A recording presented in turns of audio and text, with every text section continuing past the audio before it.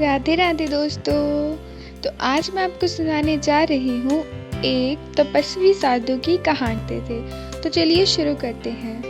एक बार एक गांव में एक साधु रहता था। वो हमेशा पेड़ के नीचे बैठकर भगवान की भक्ति करता था। उसको अपनी भक्ति पर पूर्ण श्रद्धा थी। वो भगवान पर पूर्ण भरोसा रखते थे। एक दिन गांव में बहुत बारिश होने लगी।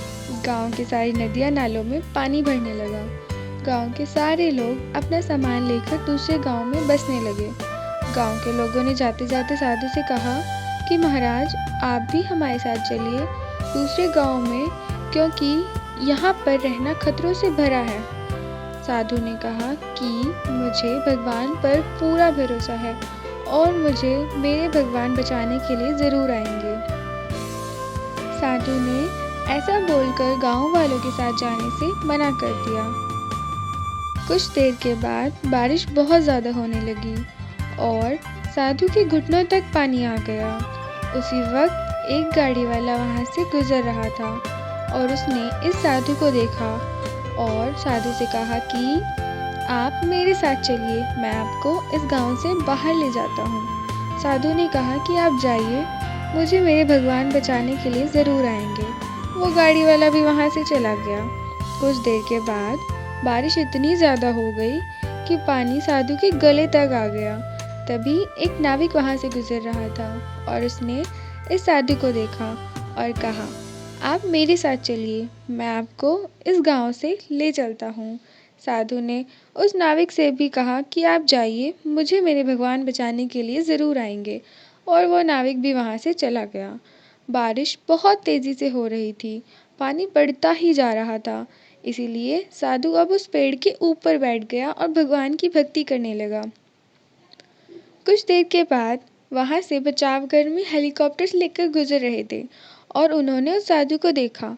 उन्होंने साधु से कहा कि आप हमारे साथ चलिए, हम आपको बचाते हैं। इस बार भी साधु ने यही कहा कि आप जाइए, मुझे मेरे भगवान बचाने के लिए ज़रूर आएंगे।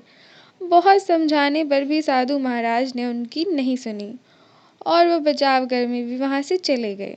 आखिर में पानी बढ़ जाने से साधु महाराज डूब गए और उनकी मृत्यु हो गई।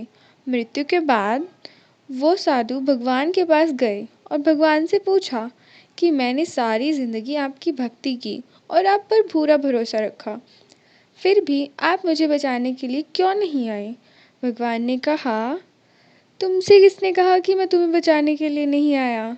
तुम याद करो, वो गांव वाले लोग, वो गाड़ी वाला, वो नाविक, वो बचाव कर्मी, जो सब कौन थे? वो वो सभी मेरे भेजे हुए दूत ही तो थे। पर तुमने सही अवसर की पहचान नहीं की और उसी वजह से तुम्हारी मृत्यु हो गई। तो इस कहानी से हमें क्या पता चलता है?